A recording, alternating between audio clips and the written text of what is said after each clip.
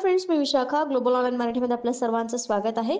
आजच्या सेशनमध्ये आपल्याला बामू म्हणजेच बाबासाहेब आंबेडकर मराठवाडा युनिव्हर्सिटीच्या PhD एंट्रन्स टेस्टसाठी रिसर्च मेथॉलॉजीचा स्टडी करायचा आहे. MCQ थ्रू आपण रिसर्च मेथॉलॉजीचा प्रिपरेशन करत आहोत, ज्याचं ऑलरेडी एक लेक्चर झालेलं आहे. आपल्याला तर दुसरं लेक्चर आज घ्यायचं आहे. मागचं लेक्चरही तुम्ही बघू शकता आणि प्रिपरेशनला जी सिरीज स्टार्ट केलेली आहे त्यामध्ये सहभागी होऊ शकता प्रिपरेशनसाठी. So let's start with the session start करण्यापूर्वी एक इम्पॉर्टंट सूचना किंवा संधी आहे. त्या स्टुडंटसाठी जे स्टुडंट्स या वर्षीचे एक्झाम टार्गेट करत आहेत, या युनिव्हर्सिटीच्या एक्झामसाठी एक फुल कोर्स आम्ही घेऊन आलो आहोत, जो तुम्हाला गॅरंटीड सिलेक्शन मिळवून देईल. या फुल कोर्समध्ये आम्ही तुम्हाला देणार आहोत संपूर्ण अभ्यासक्रम मॉक टेस्ट, संपूर्ण अभ्यासक्रम notes, video lectures plus daily live lectures, 1500 plus MCQ PDF, जे तुम्हाला हेल्प करेल throughout the preparation research मेथॉलॉजीचं. सो या पूर्ण कोर्सची फीस आहे 799 रुपये आणि इकडे दिलेल्या व्हॉट्सअप नंबरला मेसेज करून तुम्ही लगेच कोर्सला जॉईन होऊ शकता आणि आपल्या प्रिपरेशनला सुरुवात करू शकता. So without wasting any time, let start with the session. आजच्या प्रश्नांना पहिला प्रश्न आहे, what is the name of conceptual framework in which the research is carried out? संशोधन करण्याच्या वैचारिक चौकटीचं नाव काय आहे? चौकट, वैचारिक चौकट इथे का म्हटलेलं आहे? कन्सेप्च्युअल फ्रेमवर्क इथे का म्हटलेलं आहे? नुसतं फ्रेमवर्क म्हटल्यानंतर तिथे आपण एक फ्रेम कुठल्याही प्रकारची असू शकते, पण इथं वैचारिक फ्रेमवर्क म्हटलं म्हणजे आपण विचार करून ठेवतो की अशी अशी आपल्याला बांधणी करायची आहे. ती चौकट, ती वैचारिक चौकट म्हणजे संशोधनाची काय आहे? तर त्या वैचारिक चौकट कशाला म्हणतात, हा आपला प्रश्न आहे. आपले ऑप्शन्स आहेत, रिसर्च हायपोथेसिस संशोधन गृहीतक, सिनॉप्सिस ऑफ रिसर्च संशोधन सारांश, रिसर्च पॅराडिम म्हणजे संशोधन नमुना आणि रिसर्च डिझाईन संशोधन डिझाईन, ज्याला म्हणतो आपण संशोधन रचना. त्याचं करेक्ट आन्सर आहे डी, रिसर्च डिझाईन संशोधन रचना. कारण आपल्याला हे प्रत्येक वेळी लक्षात ठेवायचं आहे, जेव्हा कन्सेप्च्युअल फ्रेमवर्क हा वर्ड येतो तेव्हा तिथं ते रिसर्च डिझाईनशी रिलेटेड असतो. प्रश्न जो असतो तो आपला रिसर्च डिझाईनशी रिलेटेड असतो, कारण रिसर्च डिझाईनसाठीच आपल्याला एक फ्रेमवर्क बनवावं लागतं. मेंटल किंवा कन्सेप्च्युअल वैचारिक चौकट आपल्याला बनवावी लागते की आपला रिसर्च कसा असणार, आपल्या मेथड्स कुठल्या यूज करायच्या आहेत हे आधी आपल्याला विचार करावा लागतो, नंतर त्या कागदावर उतरवावं लागतात आणि नंतर मग आपल्याला ते इम्प्लिमेंट करावं लागतं आपल्या रिसर्चमध्ये. म्हणून जिथे जिथे फ्रेमवर्क वर्ड येईल तिथे तिथे आपल्याला रिसर्च डिझाईन हा वर्ड लक्षात ठेवायचा आहे किंवा ती कन्सेप्ट इथे आपल्याला लक्षात ठेवायची आहे. मग आपलं करेक्ट आन्सर इथे काय आलेलं आहे, डी. तर रिसर्च डिझाईन काय आहे? Research design is a framework of research methods and techniques chosen by the researcher. जसं मी म्हटलं की रिसर्चर्सकडून हे मेथड्स आणि टेक्निक ठरवण्यासाठी फ्रेमवर्क असतं. The design allows researchers to home in research methods and that are suitable for the subject matter and set up their studies up for the success. म्हणजे आपला research चांगला व्हावा यासाठी किंवा सक्सेसफुल राहावा यासाठी एक आपण ही चौकट आखत असतो, ज्याच्यामध्ये आपण मेथड्स ठरवत असतो की आपल्याला कुठली मेथड या रिसर्चमध्ये आपल्या निवडलेल्या सब्जेक्टमध्ये कुठली मेथड योग्य आहे ते इथे आपण ठरवत असतो. The research design of research topic explains the types of research. तर रिसर्च डिझाईनमध्ये देखील वेगवेगळे प्रकार आहेत, टॉपिक्स आहेत. ते कुठले कुठले आहेत? एक्सपेरिमेंटल, सर्वे, कोरिलेशनल, सेमी एक्सपेरिमेंटल, रिव्ह्यू, हे सगळे जे आहेत ते टाईप्स आहेत रिसर्च डिझाईनचे. पण हे आपण नंतर एखाद्या क्वेश्चनमध्ये येतील त्यावेळेस एक्सप्लेन करणार आहोत किंवा थेरी पार्टमध्ये आपण बघणार आहोत. पण तोपर्यंत रिसर्च डिझाईनचे हे प्रकार आहेत हे आपल्याला लक्षात ठेवायचं आहे. And also it's sub types, म्हणजे याच्यात सब टाईप्स पण आहेत. ते कोणते कोणते आहेत? Experimental design, research problem, descriptive, case study, research डिझाईनचे हे प्रकार आहेत. नेक्स्ट क्वेश्चन म्हणजे 2 नंबरचा क्वेश्चन आपल्याला बघायचा आहे. Which of the following feature are considered as critical in qualitative research? गुणात्मक संशोधनामध्ये खालीलपैकी कोणती वैशिष्ट्य गंभीर मानली जातात? कुठले गुण किंवा वैशिष्ट्य जे आहे, फीचर जे आहे ते महत्त्वाचं मानलं जातं क्वालिटेटिव्ह रिसर्चमध्ये, हे आपल्याला सांगायचं आहे. आपले ऑप्शन्स आहेत, collecting data with the help of standardise research tools, म्हणजे प्रमाणित संशोधन साधनांच्या मदतीने डेटा गोळा करणे हे महत्त्वाचं वैशिष्ट्य आहे की त्यापेक्षा वेगळे 3 आहेत अजून, ते बघूयात. Design sampling with probability sample techniques, संभाव्यतेच्या नमुन्यांच्या तंत्रासह नमुना तयार करणे. Collecting data with bottom up empirical evidence, तळात अनुभवजन्य पुराव्यांसह डेटा गोळा करणे. Gathering data with top down schematic evidence, top down योजनाबद्ध पुराव्यांसह डेटा संकलित करणे. तर या सगळ्याच महत्त्वाच्या गोष्टी वाटतात आपल्याला एखादा रिसर्च तयार करताना. पण क्वालिटेटिव्ह रिसर्चचा महत्त्वाचा गुण काय आहे? तर आपल्या इथे करेक्ट आन्सर असणार आहे C, collecting data with bottom up empirical evidence. का तर आपल्याला जेव्हा आपण रिसर्च करतो तेव्हा तळापासून ते पूर्ण डोक्यापर्यंत किंवा वरचा जो हाय पॉईंट आहे तिथपर्यंत माहिती गोळा करावी लागते, डेटा कलेक्शन करावं लागतं, पण सोबत त्याला त्याचे पुरावेही लागतात. म्हणजे आपण कशाद्वारे ही माहिती खरी म्हणतोय किंवा तो त्याचा काय उपयोग आहे किंवा कुठून ही माहिती मिळवलेली, त्याचा स्रोत जो आहे तो व्हॅलिड आहे की नाही, ह्या सगळ्या माहिती आपल्याला एक्सप्लेन कराव्या लागतात, एव्हिडन्स द्यावे लागतात, पुरावे द्यावे लागतात. तेव्हा तो एक अनुभवजन्य रिसर्च, क्वालिटेटिव्ह रिसर्च असा मानला जातो. म्हणजे हे एक गंभीर महत्त्वाचं नाजूक असं एक वैशिष्ट्य आहे गुणात्मक संशोधनाचं, असं आपण म्हणू शकतो. म्हणजे आपल्या इथे करेक्ट आन्सर सी आहे. टॉप डाऊन आणि बॉटम अप हे दोन वेगवेगळे प्रकार आहेत आपले डेटा कलेक्शनमधले, डेटा कलेक्शन मेथड्सचे. तर ते आपण एक्सप्लेन करून घेऊया.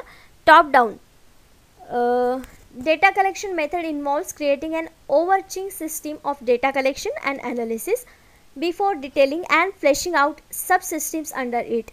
This subsystem can then have even more details and refined subsystems beneath them as appropriate. As an example, for information gathering, this may look like creating a system of reporting for the management team first and then detailing how the field workers get the data of management afterwards. तर top डाऊनमध्ये कसं आहे, जसं मी bottom up सिस्टीममध्ये काय आहे की तळापासून ते वरपर्यंत आपल्याला डेटा कलेक्शन करायचा असतो. तर या उलट टॉप डाऊनमध्ये आहे, म्हणजे सुरुवातीपासून ते तळापर्यंत. जसं एक उदाहरण त्यांनी दिलेलं आहे आपल्याला की एक मॅनेजमेंट टीम आहे ज्याच्यामध्ये मॅनेजर सगळ्यात वरती आहे. डेटा कलेक्शन करताना मॅनेजरला सगळ्यात वरती धरावं लागेल, त्याला आधी विचारावं लागेल, आपली माहिती घ्यावी लागेल त्याच्याकडून. त्यानंतर मग जे काही वर्कर्स आहेत, मॅनेजर, नंतर ज्युनियर मॅनेजर, जे काय आहेत वर्कर्स आहेत, एम्प्लॉई आहे, एंट्रन आहेत, असे वेगवेगळे प्रकार असतात. मग त्यांचासुद्धा समावेश त्याच्यामध्ये होतो, पण कसा टॉप डाऊन, म्हणजे मॅनेजरपासून ते एंटर्नपर्यंत. नंतर काय आहे बॉटम अप. जसं टॉप डाऊन आहे तसंच बॉटम अप आहे. मग बॉटम अपमध्ये काय असणार आहे, तर वर्करपासून स्टार्टिंग करणार आपण ते मॅनेजरपर्यंत पोहोचणार डेटा कलेक्शनच्या मेथडमध्ये. तरी पण आपण बघूया. Bottom up data collection methods involve piecing together system at the field level to give rise to more complex system further up the information ladder, in the process making this original system subsystem within the final design. This requires the elementary of bottom rung systems to be splashed out in a great detail before connecting them together to form the largest system.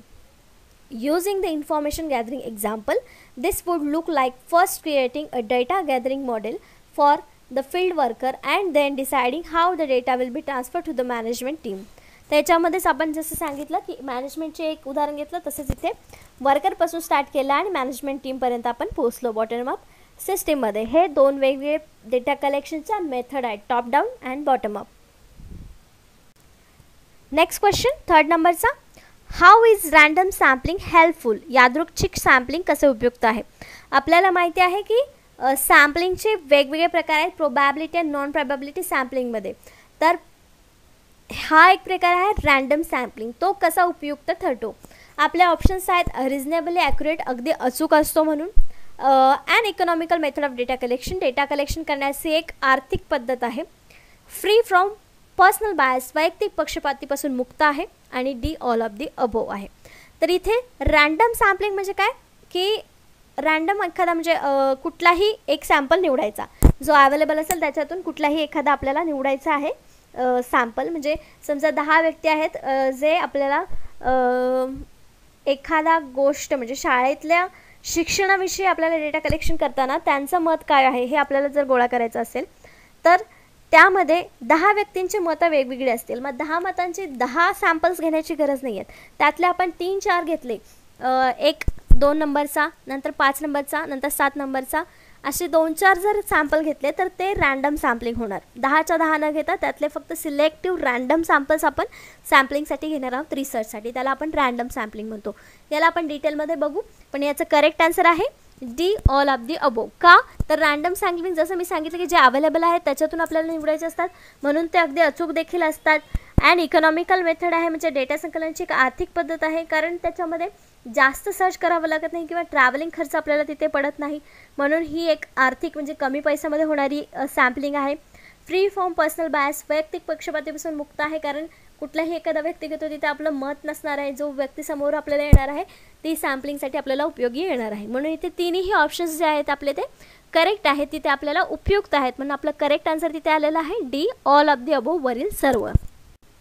Random sampling is a part of sampling technique in which a sample has equal probability of being chosen.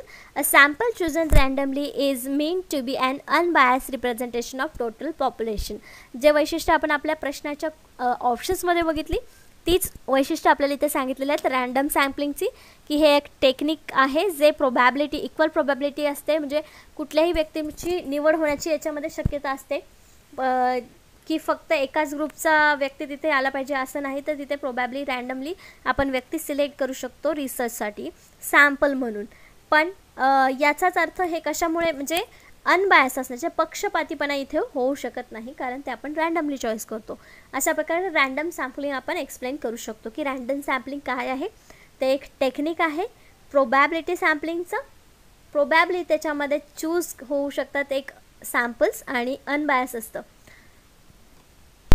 Next question बघतो आपण 4 नंबरचा. Research intends to explore the result of possible factors for the organisation of effective mid day meal intervention which research method will be the most appropriate for this study. एक संशोधन प्रभावीपणे mid day जेवण हस्तक्षेपांच्या संस्थेच्या संभाव्य घटकांच्या परिणामांचा शोध घेण्याचा विचार करते, तर या अभ्यासासाठी कोणती संशोधन पद्धत सर्वात योग्य असेल असा आपला प्रश्न आहे. आपल्याला मिड डे मील माहिती आहे. मिड डे मील जी स्कीम होती स्कूल्समध्ये जे स्टुडंट्स आहेत त्यांना पोषक आहार मिळावा यासाठी स्कूलमध्ये इंटरव्हलमध्ये जेवण दिलं जायचं. आता लॉकडाऊनमुळे शाळा तर बंद आहेत, पण त्यांच्या अंतर्गतच काही स्टुडंट्सच्या अकाउंटवरती पैसे जमा करण्याची स्कीम गव्हर्नमेंटने काढलेली आहे. मिड डे मीलच्या बदल्यात म्हणता येईल किंवा त्याच्या अंतर्गत म्हणता येईल. पण हे मिड डे मीलचं जेव्हा आपल्याला परिणामांचा अभ्यास करायचा आहे तेव्हा कुठली संशोधन पद्धत आपल्याला इथे योग्य ठरणार आहे हे सांगायचं आहे. तर ऑप्शन्स आहेत डिस्क्रिप्टिव्ह सर्वे मेथड्स, वर्णनात्मक सर्वेक्षण पद्धत, हिस्टोरिकल मेथड, ऐतिहासिक पद्धत, एक्स पोस्ट फॅक्टो मेथड, आधीची post facto method, experimental method, प्रायोगिक पद्धत. तर इथे करेक्ट आन्सर आहे आपला C, ex post facto method. Ex post facto method इथे का आलं आपलं आन्सर, कारण इथे एक स्कीम लागू झालेली आहे ऑलरेडी, त्याच्यावरती काम चालू आहे, पण त्याच्या परिणामांचा अभ्यास आपण फ्युचरमध्ये करतो आहे. मग त्याच्या परिणामांचा अभ्यास आपण करतो आहे तर तो एक्स पोस्ट फॅक्टो मेथड असणार आहे, एक्स पोस्ट फॅक्टो रिसर्च असणार आहे.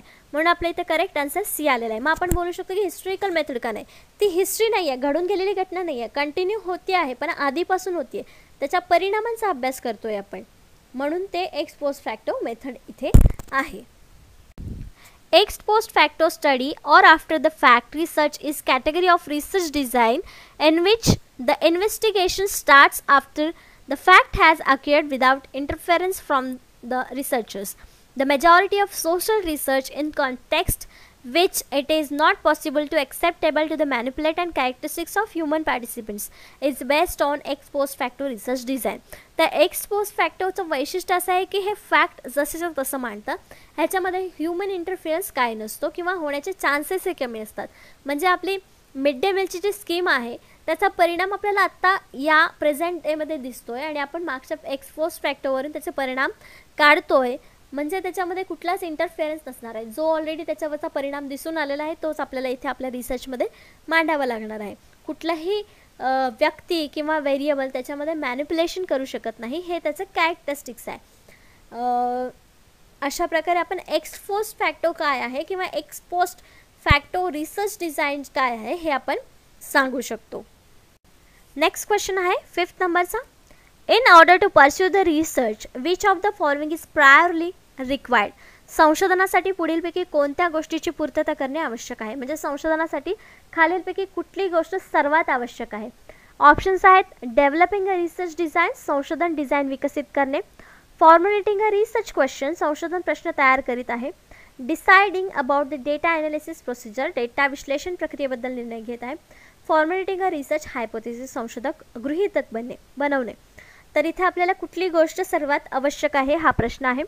तर हायपोथेसिस, डेटा ॲनालिसिस ह्या सगळ्या नंतरच्या स्टेप्स आहेत रिसर्चच्या, पण सगळ्यात पहिले आपल्याला डिझाईनच्या पण अगोदर आपल्याला क्वेश्चन पाहिजे, कारण समस्याच नसेल आपल्यासमोर, आपल्याकडे समस्या नसेल तर आपण रिसर्च कशावर करणार, हो ना. म्हणून तिथे क्वेश्चन आपल्याला आधी फॉर्म करता आला पाहिजे, प्रश्न तयार करता आला पाहिजे, म्हणजे ही आपली सगळ्यात बेसिक नीड आहे रिसर्चसाठीची. मग इथं आपलं करेक्ट आन्सर काय येणार आहे? बी, फॉर्मॅटिंग अ रिसर्च क्वेश्चन, संशोधन प्रश्न तयार करत आहे, हा आपला इथे आवश्यक घटक आहे संशोधनासाठीचा. What is research problem? Research problem म्हणजे काय? It refers to some difficulty which a researcher experience in the context of either theoretical or practical situation and wants to obtain a solution for the same.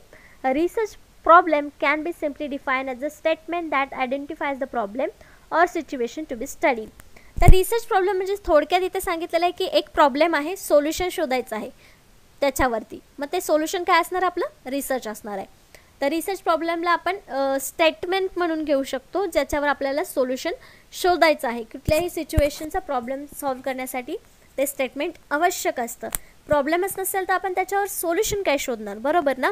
आपण आयुष्यात जगताना असंच करतो ना, जर एखादी समस्या समोर आली तरच त्याच्यावर सोल्युशन शोधतो, डायरेक्ट सोल्युशन शोधायला जातो का आपण? नाही. मग इथं देखील पहिली स्टेप रिसर्चची काय आहे? रिसर्च प्रॉब्लेम सर्च करणं किंवा रिसर्च प्रश्न तयार करणं. नेक्स्ट क्वेश्चन आहे 6th. Which one among the following statement is falls in the context of participatory research? सहभागी संशोधनाच्या संदर्भात खालीलपैकी कोणते विधान चुकीचे आहे हे विचारलेलं आहे. नेहमी पेपर सॉल्व्ह करताना, कुठल्याही एक्झामला जाताना आपल्याला प्रश्न नीट वाचायचा असतो. करेक्ट आन्सर आपल्या जवळच असतं, ओळखीचं असतं, पण आपण प्रश्न चुकीचा वाचतो म्हणून आपण उत्तरही चुकीचं देतो. मग इथं आपल्याला काय प्रश्न विचारलेला आहे की कोणतं विधान चुकीचं आहे, म्हणजे त्यातले 3 विधानं बरोबर आहेत आणि एकच चुकीचं आहे, ते कोणतं आहे ते आपल्याला सांगायचं आहे. ऑप्शन्स आहेत. It recognise knowledge as a power, हे ज्ञानाला सामर्थ्य म्हणून ओळखतं. It is collective process of enquiry, ही चौकशीची सामूहिक प्रक्रिया आहे. It emphasises people as a expert, हे तज्ज्ञ म्हणून लोकांना जोर देते किंवा ओळख देते. Its sole purpose is the production of knowledge, त्याचा एकमात्र उद्देश ज्ञानाची निर्मिती आहे. सगळेच बरोबर वाटत आहेत आपल्याला संशोधनाबद्दल, हे सगळे जे वाक्य आहेत ती सगळीच बरोबर वाटत आहेत, पण यातलं एक चुकीचं आहे आणि ते आन्सर आहे डी, इट्स सोल. सोल जो आहे तो चुकीचा वर्ड आहे इथे. It's purpose is to production of knowledge, हे आन्सर आपलं विधान स्टेटमेंट बरोबर झालं असतं, पण आपला इथं इट्स सोल पर्पज म्हटलेलं आहे, म्हणजे एकमेव एकमात्र उद्देश दिलेला आहे. तर याचा एकमात्र उद्देश हा नाही, याचे अनेक उद्देश आहेत. जे आपण वरती बघितले ते सुद्धा त्याचे उद्देशच आहेत असं आपण म्हणू शकतो. म्हणून आपल्या इथं करेक्ट आन्सर काय आलेलं आहे? डी, हे विधान चुकीचं आहे. सहभागी संशोधन पार्टिसिपेटरी रिसर्चच्या रिलेशन कॉन्टेक्स्टमध्ये. The researcher work with the members of the community to understand and resolve the community problems, to empower community members and to democratize research. The methods of participatory research includes group discussions of personal experience, interviews, surveys, analysis and public documents. तर participatory research म्हणजे आपल्याला माहिती आहे की सगळे participate करून तिथं research होतो आणि त्यामध्ये कुठल्या कुठल्या मेथड्स यूज होतात. तर group discussion, personal experience, interviews, surveys, analysis of public documents, या सगळ्याचा तिथे वापर होतो पार्टिसिपेटरी रिसर्चमध्ये. नेक्स्ट क्वेश्चन आहे 7th नंबरचा. What does the longitudinal research approach actually deal with? रेखांशाचा संशोधन दृष्टिकोन प्रत्यक्षात कशाचा सामना करतो? ऑप्शन्स आहेत. लॉंग टर्म रिसर्च, दीर्घकालीन संशोधन, शॉर्ट टर्म रिसर्च, अल्पकालीन संशोधन, हॉरिझॉन्टल रिसर्च, क्षैतिज संशोधन, नन ऑफ द अबोव, वरीलपैकी काहीही नाही. त्याचं करेक्ट आन्सर आहे ए, लॉंग टर्म रिसर्च, दीर्घकालीन संशोधन. का ते आपण समजून घेऊया. तर लॉन्जिट्युडिनल रिसर्च जो आहे, अप्रोच जो आहे, तो कसा आहे की एका विषयावर अनेक वर्ष अभ्यास करायचा एका ठराविक गॅपने किंवा एका ठराविक कालावधीमध्ये, त्याला आपण लॉन्जिट्युडिनल रिसर्च असं म्हणतो. मग ही कशी टर्म झाली? ही एक लॉंग टर्म रिसर्च प्रोसेस झालेली आहे. म्हणून इथं आपलं करेक्ट आन्सर काय आलेलं आहे? A, long term research. A longitudinal study is a type of correlational study that involves looking at variables over the extended period of time. तर याच्यामध्ये काय सांगितलेलं आहे की एकाच व्हेरिएबलवर बराच काळ आपण संशोधन किंवा स्टडी करत असतो. This research can take place over the period of weeks, months or even years. तर हा कालावधी काही आठवड्यांचा असू शकतो, काही महिन्यांचा असू शकतो, तर काही वेळेस हा काही वर्षांचा देखील असू शकतो. In some cases longitudinal studies can last several decades. काही वेळेस लॉन्जिट्युडिनल स्टडीज करताना डिकेड्स म्हणजे 10 वर्ष देखील डिकेड्समध्ये हा स्टडी केला जाऊ शकतो लॉन्जिट्युडिनल स्टडीमध्ये. म्हणून याला आपण काय म्हणतो, लॉंग टर्म रिसर्च असं म्हणतो. आपलं करेक्ट आन्सर तिथं ए आलं होतं, long term research. Next question आहे 8th नंबरचा. Evaluation research is concern with dash dash. मूल्यांकन संशोधन डॅश डॅशशी संबंधित आहे. कशाशी संबंधित आहे? आपले ऑप्शन्स आहेत how well are we doing म्हणजे आपण किती चांगले करत आहोत, वाय आर वी डुईंग आपण का करत आहोत, व्हॉट आर वी डुईंग आपण काय करत आहोत, आणि दी नन ऑफ दी अबो. तर इव्हॅल्युएशन या वर्डवरूनच आपल्याला समजायला पाहिजे की आपण इव्हॅल्युएशन म्हणजे काय करतो, तर मूल्यांकन करतो स्वतःचं. एक्झाम्स वगैरे होतात त्याच्यामध्ये देखील इव्हॅल्युएशन होतं, म्हणजे तुमचं ज्ञान किती आहे हे मोजलं जातं, मूल्यांकन केलं जातं. म्हणजेच इथं आपलं करेक्ट आन्सर काय असणार आहे, A how well are we doing. इव्हॅल्युएशनचा मेन मोटो काय आहे, कन्सर्न काय आहे की आपण किती चांगल्या प्रकारे काम करत आहोत किंवा आपण जे करत आहोत ते किती चांगल्या प्रकारे करत आहोत याच्यावरती ते इव्हॅल्युएशन रिसर्च असतो, कन्सर्न असतो. Evaluation research is defined as a form of disciplined and systematic inquiry that is carried out to arrive at the assessment and appraisal of the object, program, practice, activity or the system with the purpose of providing information that will be used of decision making. तर evaluation research कशासाठी होतो, त्याच्यामध्ये आपल्याला price देण्यासाठी, ऑब्जेक्टला praise करण्यासाठी, appraisal देण्यासाठी, activity किती चांगली झाली हे बघण्यासाठी, सिस्टीमचा पर्पज जो आहे तो झाला की नाही फुलफिल हे बघण्यासाठी आपण इव्हॅल्युएशन रिसर्च करत असतो. किंवा त्याचा उपयोग आपल्याला डिसिजन मेकिंगसाठी देखील होतो. जसं की उदाहरणार्थ नवीन मशीन्स जर बाजारात आले असतील तर त्याचं इव्हॅल्युएशन होतं, मग ती मशीन योग्य आहे की नाही किंवा त्याच्यामध्ये आणखीन काही सुधारणा पाहिजेत यावरती डिसिजन घेण्यासाठी, डिसिजन मेकिंगसाठी हे इव्हॅल्युएशन रिसर्च आपल्याला उपयोगी पडते. नेक्स्ट क्वेश्चन बघूया 9th नंबरचा. Which of the following does not correspond to the characteristics of research? पुढीलपैकी कोणते संशोधनाच्या वैशिष्ट्याशी संबंधित नाही? ऑप्शन्स आहेत रिसर्च इज नॉट पॅसिव्ह, संशोधन निष्क्रिय नाही. रिसर्च इज अ सिस्टमॅटिक, संशोधन पद्धतशीर आहे. Research is not a problem oriented, संशोधन ही समस्या प्रधान नाही. Research is a not process, संशोधन ही एक प्रक्रिया नाही. त्याच्यामध्ये वैशिष्ट्य आहेत सगळी, ही सगळी जी आहेत ती वैशिष्ट्य आहेत संशोधनाची. संशोधन का व्हावं किंवा कशासाठी केलं जातं किंवा त्याच्यामध्ये काय वैशिष्ट्य असतात म्हणजे ते संशोधन आहे हे आपण ओळखू शकतो. तर एक एक आपण बघूया ज्याच्यामध्ये आपल्याला एक संबंधित नाही असं ओळखायचं आहे. तर research is a not passive, संशोधन निष्क्रिय नाही. बरोबर आहे ना, संशोधन आपलं ॲक्टिव्ह असतं, त्याच्यामध्ये सतत काहीतरी क्रिया करावी लागते म्हणजे ते ॲक्टिव्ह असतं. निष्क्रिय नाही म्हणजे ते ॲक्टिव्ह आहे. म्हणजे इथं आपलं हे पहिलं वाक्य जे आहे, फर्स्ट स्टेटमेंट जे आहे ते करेक्ट आहे. नेक्स्ट आहे रिसर्च इज अ सिस्टमॅटिक, संशोधन पद्धतशीर आहे. बरोबर, त्याच्या वेगवेगळ्या स्टेप्स आहेत, मेथड्स आहेत म्हणून ते एक पद्धतशीर आहे संशोधन. Research is a not problem oriented, संशोधन ही समस्या प्रधान नाही, प्रॉब्लेम ओरिएंटेड नाही. प्रॉब्लेम आपल्याला लागतो पण कशासाठी, सोल्युशन शोधण्यासाठी. म्हणून आपलं हे देखील करेक्ट आन्सर आहे. मग नेक्स्ट जे आहे ते रिसर्च इज नॉट प्रोसेस, संशोधन ही एक प्रक्रिया नाही. मग हेच जे वैशिष्ट्य आहे ते आपलं करेक्ट आन्सर आहे D, research is not process, संशोधन ही एक प्रक्रिया नाही. कारण हे सिस्टमॅटिक आहे, पद्धतशीर आहे, निष्क्रिय नाही. म्हणजेच ही एक प्रोसेस आहे, त्याच्यामध्ये वेगवेगळ्या प्रोसेसने स्टेप्सने आपल्याला ती क्रिया सतत करावी लागते. म्हणजेच ती एक कंटिन्यू प्रोसेस आहे रिसर्चची. ती कंप्लीट झाल्यावरच आपला रिसर्च पूर्ण होतो. म्हणून इथं आपलं जे डी आन्सर आहे, डी करेक्ट ऑप्शन जे आहे ते इथे चुकीचं आहे स्टेटमेंट, म्हणून आपला ऑप्शन करेक्ट इथं डी आलेला आहे. रिसर्च कॅरेक्टरिस्टिक्स काय काय आहे.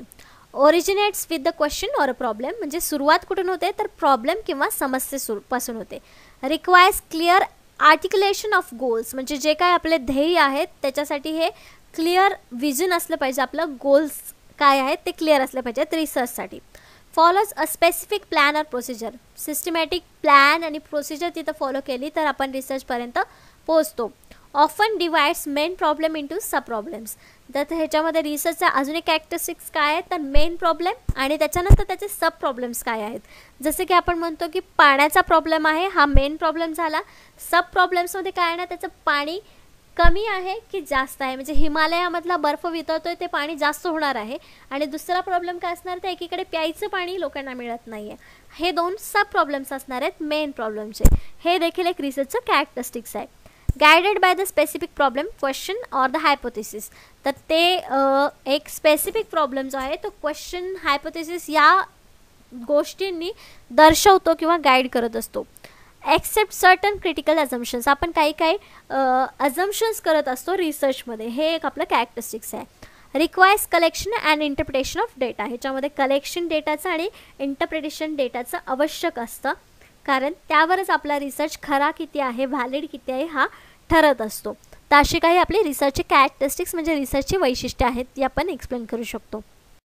नेक्स्ट क्वेश्चन 10वा. Which of the following options are the main task of research in modern society. आधुनिक समाजातील संशोधनाची मुख्य कामे कोणती आहेत किंवा मुख्य कार्य कोणते आहेत. Options: to learn new things, नवीन गोष्टी शिकण्यासाठी. To keep pace with the advancement in knowledge, ज्ञानाच्या प्रगतीमध्ये गती ठेवण्यासाठी. To systematically exam and critically analyse the investigation sources with the objective, उद्देशाने तपासणी स्रोतांचे पद्धतशीरपणे परीक्षण करणे आणि त्याचे विश्लेषण करणे. डी ऑल ऑफ दी अबो. तर आपलं इथं करेक्ट आन्सर असणार आहे डी ऑल ऑफ दी अबो. हे सगळेच उद्देश आपल्याला संशोधनासाठी आवश्यक आहेत किंवा मुख्य कार्य आहेत संशोधनाचे असं आपण म्हणू शकतो. म्हणून इथं आपलं करेक्ट आन्सर डी आलेलं आहे. तिन्ही गोष्टीवरची मुख्य कार्य जे आहेत ते आधुनिक समाजामध्ये संशोधनाचे आहेत असं आपण म्हणू शकतो. तर इथे अजून काही कार्य दिलेले आहेत टू मॉडर्न सोसायटीमध्ये रिसर्चची. ते असे: to keep pace with the advancement in knowledge, जे आपण आत्ता बघितलं. टू डिस्कवर न्यू थिंग्स, नवीन गोष्टी शोधण्यासाठी देखील हे रिसर्च आवश्यक आहे मॉडर्न सोसायटीमध्ये. To write a critique in the earlier writings, म्हणजे जे काय आधी जास्त गोष्टी झालेल्या आहेत त्याच्यावरती क्रिटिक गोष्टी लिहिण्यासाठी नवीन मॉडर्न सोसायटीमध्ये हे संशोधन होणं गरजेचं आहे. To systematically examine and critically analyse the investigation source with the objectivity, जो आपण मागे बघितला आहे पॉईंट. आणि हे चारही जे ऑप्शन्स आहेत ते बरोबर आहेत, म्हणजे तिन्ही ऑप्शन आपले करेक्ट आहेत. तिन्ही कार्य मॉडर्न सोसायटीमध्ये संशोधन करत असतो, म्हणून आपलं करेक्ट आन्सर डी आलं होतं all of the above. Thank you. आजच्या लेक्चरचे 10 प्रश्न आणि 10 कन्सेप्ट आपल्या इकडेच संपलेले आहेत. नेक्स्ट सेशनमध्ये आपण नवीन 10 कन्सेप्ट शिकणार आहोत, ज्या कन्सेप्ट आपल्याला रिसर्च मेथॉडॉजीमध्ये मिळतात आणि आपल्याला पूर्ण सिलेबस अशा प्रकारे कवर करायचा आहे येणाऱ्या पेट एक्झामला क्लिअर करण्यासाठी. आजच्या सेशनसाठी थँक्यू.